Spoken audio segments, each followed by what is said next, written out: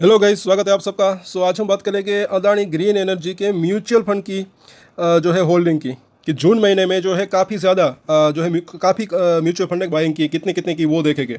साथ साथ आने वाले पूरे हफ्ते में कैसा रह सकता है प्राइस, उसके ऊपर भी एनालिसिस करेंगे। और कल के दिन हम इसकी पूरी शेयर होल्डिंग पैटर्न देखेंगे, जिसके अंदर जो है FIIs, DIIs, रिटेलर्स, उनकी कितनी होल्डिंग रही, प्रोमोटर्स का क्या हाल रहा, और उसके ऊपर हम एनालिसिस भी करेंगे। तो सब्सक्राइब जरूर कर लो हमारे चैनल को। सबसे पहले देखते हैं म्यूचुअल फंड की होल्डिंग की अगर बात करें, यहाँ पर जून महीने की अगर बात करें, ये जरा पहले तो इस बात को समझे, ऐसी जानकारी आपको कहीं नहीं मिलेगी। कई बार मैंने कहा है कि थोड़ा थोड़ा करके खरीदना और थोड़ा थोड़ा कर बेचना अच्छी स्ट्रेटेजी रह सकती है, बाकी सबकी अपनी अपनी मर्जी की बात होती है। यहाँ पर आप देखें म्यूचुअल फंड कैसे काम करते हैं। फॉर एग्जाम्पल के लिए इस म्यूचुअल फंड की अगर बात करें इस स्कीम की, तो पहले उसके पास जो है यहाँ पर अगर बात करें अप्रैल महीने में कितने थे शेयर्स थे, इतने जो है उसकी एडिंग की थी। उसके बाद वापस से उसने खरीदारी की, तो फिर खरीदारी की होगी तो होल्डिंग बढ़ी। अब जून महीने में वापस से इतनी खरीदारी कर दी, 8 लाख से भी ज़्यादा सिर्फ ये एक ही स्कीम ने। इतना बड़ा शेयर है, फिर भी आप इसको देख सकते हैं इसका प्राइस मतलब कि, और अब इसकी होल्डिंग इतनी रही। तो ये थोड़ा थोड़ा करके खरीदना और थोड़ा थोड़ा करके बेचना अच्छी स्ट्रेटेजी रह सकती है। दूसरी बात करें, कोटक ने भी अच्छी खासी बाइंग की, SBI की म्यूचुअल फंड की स्कीम ने, उसने भी अच्छी खासी बाइंग, और भी नाम है कहीं यहाँ पर आप देख सकते हैं इसको। और इसने इसने इसने अगर देखें तो अच्छी खासी यहाँ पर बाइंग होती हुई दिख रही है। और आगे हम देखें तो साथ साथ कुछ लोगों ने यहाँ पर बिक वाली भी की, और यहाँ पर भी आप देख सकते हैं कि उसमें भी मैंने कई बार कहा है कि थोड़ा थोड़ा करके खरीदना और थोड़ा थोड़ा करके बेचना, वो भी अच्छी अच्छी जो है एक अच्छी स्ट्रेटजी रह सकती है। इसने जो है यहाँ पर सबसे ज़्यादा बिक वाली अकॉर्डिंग टू दिस वेबसाइट यहाँ पर ये होल्डिंग दिख रही है, तो इसने यहाँ पर की है।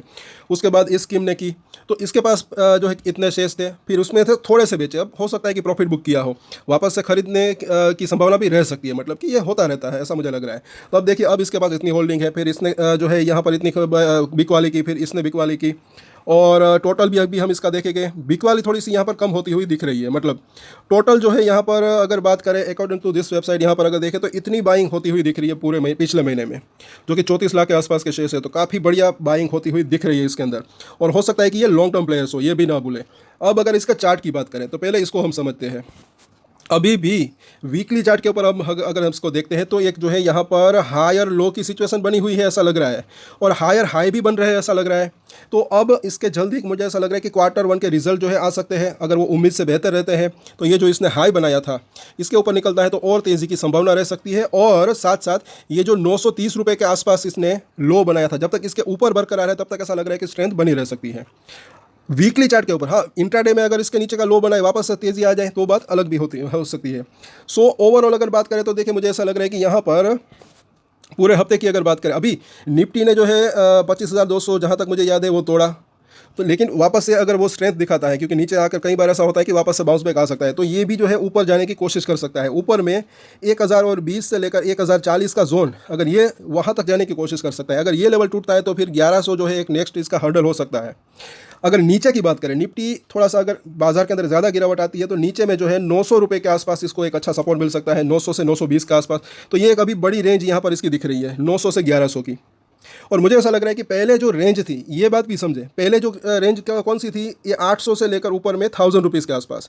फिर इसने क्या हुआ, इसके अंदर फंडामेंटली अगर हम बात करें तो कैपेसिटी जैसे ही वो इंक्रीज़ हुई तो अब जो है वो रेंज थोड़ी सी जो है बढ़ गई है, ऐसा मुझे लग रहा है। जैसे कि 900 से लेकर 1100 का लेवल, और आगे अब इसके Q1 के रिजल्ट और अच्छे आते हैं, उम्मीद से बेहतर आते हैं, तो रेंज और बढ़ सकती है। या फिर आने वाले समय में इसकी कैपेसिटी बिजनेस की अगर बढ़ती है तो रेंज जो है मुझे ऐसा लग रहा है कि और बढ़ने की संभावना रह सकती है। जैसे कि नीचे में 1000, ऊपर में 1250 रुपये के आसपास का जोन, उसके बाद और भी तेज़ी की संभावना रह सकती है।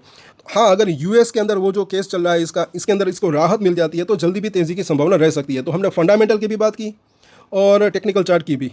और इस पूरे हफ्ते की बात करें तो नीचे में मुझे ऐसा लग रहा है कि 900 और ऊपर में 1100 की रेंज में ये घूम सकता है, ऐसा लग रहा है कहीं ना कहीं। जैसे कि हमने बात की फंडामेंटली अगर बात करें तो मुझे ऐसा लग रहा है कि जैसे जैसे अगर आगे चलकर इसकी कैपेसिटी इंक्रीज़ होती है तो इसका रेवेन्यू बढ़ सकता है, प्रॉफिट बढ़ सकता है। फिर ये जो हमने रेंज की बात की तो वो रेंज धीरे धीरे करके मुझे ऐसा लग रहा है कि आगे जो है ऊपर जाने की संभावना रह सकती है, और शेयर के अंदर भी तेज़ी की संभावना रह सकती है। और यहाँ पर भी अगर हम देखें तो पहले गिरावट आई, फिर तेज़ी आई, फिर थोड़ी सी गिरावट। अभी 4-5 दिन की अगर बात करें तो ऐसा लग रहा है कि यहाँ पर प्राइस जो है एक छोटी रेंज में फंसा हुआ है, तो कुछ बड़ा होने की संभावना रह सकती है, या तो ब्रेकआउट या तो ब्रेक डाउन। तो बाजार के साथ अभी भी चलने की संभावना रह सकती है, और Q1 के रिजल्ट अब जल्दी आ सकते हैं ऐसा मुझे लग रहा है, तो उसके ऊपर भी जो है बाजार की नज़र रह सकती है।